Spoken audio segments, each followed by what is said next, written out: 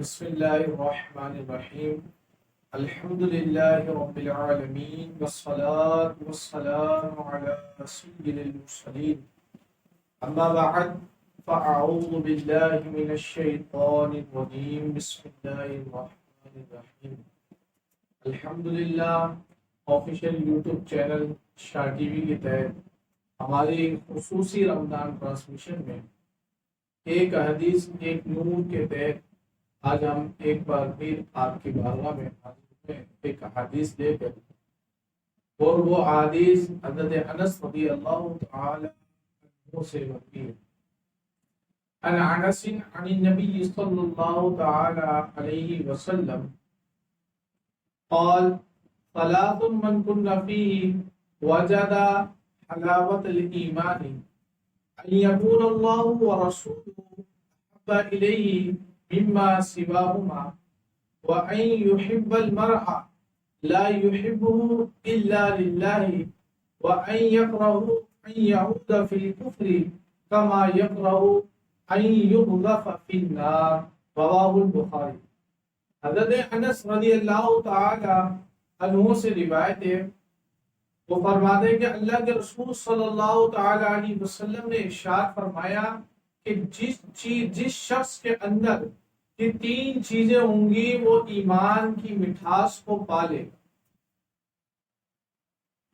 کہ وہ شخص اللہ اور اس کے رسول صلی اللہ تعالی علیہ وسلم سے محبت کرے، تمام جہانوں سے زیادہ اللہ اور اس کے رسول صلی اللہ علیہ وسلم سے محبت۔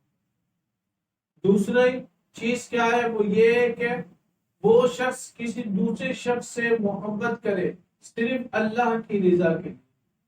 تیسری چیز کہ وہ شخص کفر میں پلٹنے کو اس طریقے سے ناپسند کرے جیسے کہ وہ آگ میں ڈالنے کو ناپسند۔ اس حدیث کو امام بخاری علیہ رحمہ نے اپنی کتاب صحیح البخاری میں روایت کر۔ حدیث میں آیا ہے کہ تین چیزیں جس شخص میں ہوں گی وہ ایمان کی مٹھاس کو پائے۔ اب ایمان ایک الگ چیز ہے اور ایمان کی مٹھاس جو ہے وہ ایک الگ چیز۔ اب بندہ کلمہ پڑھ کر مسلمان تو ہو جاتا ہے، لیکن اس کے اندر ایمان کی مٹھاس کب ہوگی؟ جب یہ تین چیزیں اس شخص کے اندر پائی جائے۔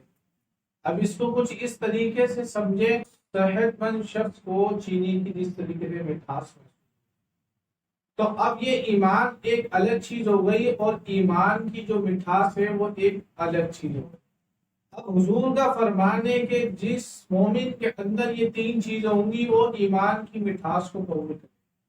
اب پہلی چیز جو احادیث میں بیان کی گئی وہ یہ ہے کہ اللہ اور اس کا رسول ما سوا جو دنیا میں ہے اور جو دنیا کے علاوہ ہے سب سے زیادہ محبوب بندے کو مومن کو کیا ہو؟ اللہ اور اس کا رسول ہو۔ مطلب یہ ہے کہ اللہ کا جہاں فرمان آ گیا، اللہ کا جہاں حکم آ گیا، وہاں پر اگر اس کو اپنی آل، اپنی اولاد، اپنی جائیداد، اپنا مال، اپنے کاروبار قربان کرنا ہو تو اللہ اور اس کے رسول صلی اللہ علیہ وسلم کے فرمان پر قربان کر دیں۔ یہ نہیں کہ جہاں اللہ اور اس کے رسول صلی اللہ تعالی علیہ وسلم کا جب حکم ماننے کا وقت آئے تو وہ اپنے گھر بار اور اپنے بیوی بچے آل اولاد کی طرف نظر کر کر اس فرمان عالی ذی شان کو پس پش ڈال دے۔ اب جس طریقے سے رمضان مبارک کے جو ایام چل رہے ہیں، جب اللہ تبارک و تعالی نے روزے مسلمانوں پر فرض کرے تو اب وہ اپنے کاروبار کے لحاظ سے یا رمضان مبارک میں اگر دیگر جو اپنی مصروفیات ہے اس کے لحاظ سے اگر وہ روزوں کو ترک کر رہا ہے تو اللہ اور اس کے رسول کا حکم نہیں مان رہا ہے، تو ایسے شخص کو، ایسے مومن کو ایمان کی مٹھاس کبھی نہیں ملے گی۔ اب احادیث مبارکہ میں جو دوسرا جز حضور علیہ السلام نے ذکر کرا ہے وہ یہ ذکر کرا ہے کہ بندہ کسی دوسرے شخص سے اگر محبت کرتا ہے تو وہ دوسرے شخص سے محبت کرنا بھی اللہ ہی کے لیے ہو، اپنی ذات کے لیے نہیں ہو کہ میں اس شخص سے دوستی کر لوں، میں فلاں کے پاس جایا کروں تاکہ اس سے میں اپنا کام نکلواؤں، تاکہ اس سے میں اپنی یاری دوستی نبھا کر جو میرے کام رکے ہوئے ہیں، جو میرے کاموں میں رکاوٹ ہیں وہ دور ہو۔ ایسا نہیں ہونا چاہیے، بلکہ کیا ہونا چاہیے، بلکہ یہ ہونا چاہیے کہ فلاں شخص سے اگر میں دوستی رکھتا ہوں تو وہ میں اس لیے رکھتا ہوں کہ وہ میرا مومن بھائی ہے، اس سے دوستی رکھنے کی وجہ سے میں دین پر گامزن ہو جاؤں گا، دین پر چلوں گا، یہ نہیں کہ اپنی ذاتی مفاد کے لیے سامنے والے شخص سے۔ اب اس کی مثال کچھ اس طریقے سے لیں کہ بزرگان دین اپنی کتاب میں اس واقعے کو ذکر کرتے ہیں کہ ایک عابد شخص تھا، اس عابد شخص اللہ کی عبادت اور ریاضت میں ہمہ وقت مشغول رہتا۔ جب ایک مرتبہ اس عابد شخص کو پتا چلا کہ جنگل میں ایک درخت ہے، لوگ اس درخت کی عبادت کرتے ہیں، اس درخت کو پوجتے ہیں اللہ کو چھوڑ کر، تو جب اس عابد شخص کو پتا چلا تو عابد شخص غصے میں آ گیا، اور غصے میں آ کر اس نے کلہاڑی اٹھائی اور جنگل کی طرف روانہ ہو گیا، اس نیت سے کہ میں اب اس درخت کو کاٹ دوں گا۔ اتنے میں شیطان اب پہلوان کی شکل لے کر اس عابد شخص کے سامنے آ جاتا ہے۔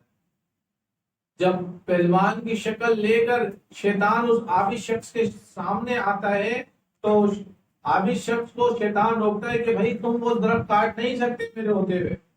تو عابد شخص کہتا ہے کہ ایسا نہیں ہو سکتا، میں اس درخت کو تو کاٹوں گا۔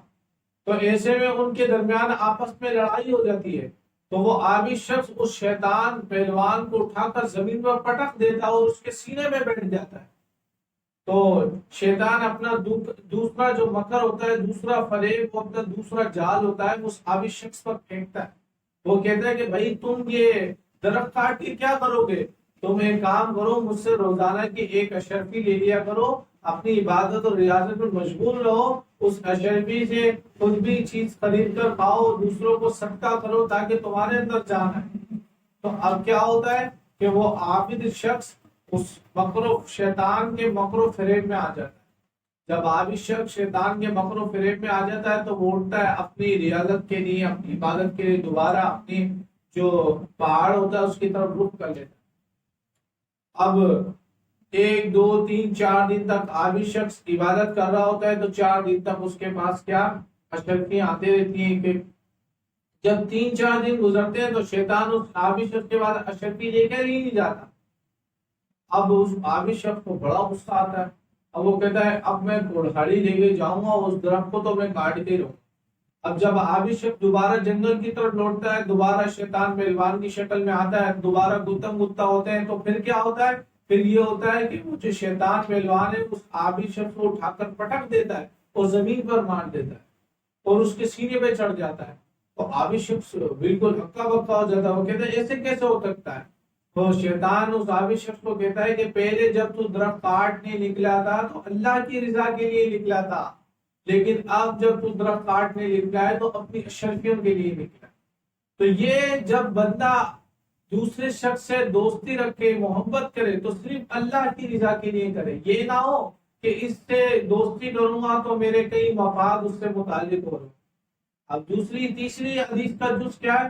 تیسری حدیث کا جز یہ ہے کہ بندہ کفر میں جانے کو اس طریقے سے ناپسند کرے جس طریقے سے وہ آگ میں جانے کو ناپسند کرتا ہے۔ بندہ دنیا میں رہتے ہوئے اپنے جسم کو، اپنے چہرے کو ہر وقت سنوارتا ہے، آگ سے یا تکلیف دے دوسری چیزوں سے ہمیشہ دور رکھتا ہے، تو اسی طرح اپنے ایمان کی بھی حفاظت کرنی ہے۔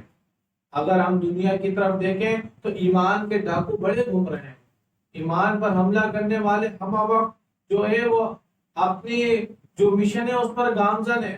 تو ہم نے اپنے ایمان کی بھی حفاظت کرنی ہے کہ بندہ جب اپنے ایمان کی حفاظت کرے گا تو ہمیشہ کامیاب رہے گا، اور کفر کو اس طریقے سے ناپسند کرے جس طریقے سے اپنے آپ کو آگ میں ڈالنے کو ناپسند کرے۔ تو یہ احادیث مبارکہ اور اس کا مفہوم میں نے آج آپ تک پہنچایا۔ اللہ تبارک و تعالی کی بارگاہ میں دعا ہے کہ اللہ تبارک و تعالی ہمیں بھی ایمان کی مٹھاس نصیب فرمائے اور ہمیں بھی اس احادیث مبارکہ پر عمل کرنے کی توفیق عطا فرمائے۔ ناظرین کرام، ہمارا یہ سلسلہ جاری اور ساری ہے، ہمارے سلسلے کو روزانہ دیکھیں اور اس احادیث مبارکہ کو زیادہ سے زیادہ آگے پہنچائیں، شیئر کریں، اور ہمارے یوٹیوب چینل کو سبسکرائب بھی لازمی طور پر کریں۔ اور اس میں فائدہ یہ ہوگا کہ جو ہمارا دین ہے وہ آگے احادیث مبارکہ ہے زیادہ سے زیادہ پھیلے گی زیادہ سے زیادہ، دوسرے لوگوں تک پہنچے گی تو انشاءاللہ دوسرے لوگ عمل کریں گے تو آپ کو، مجھے، ہم سب کو ثواب ملے گا۔ السلام علیکم ورحمۃ اللہ وبرکاتہ۔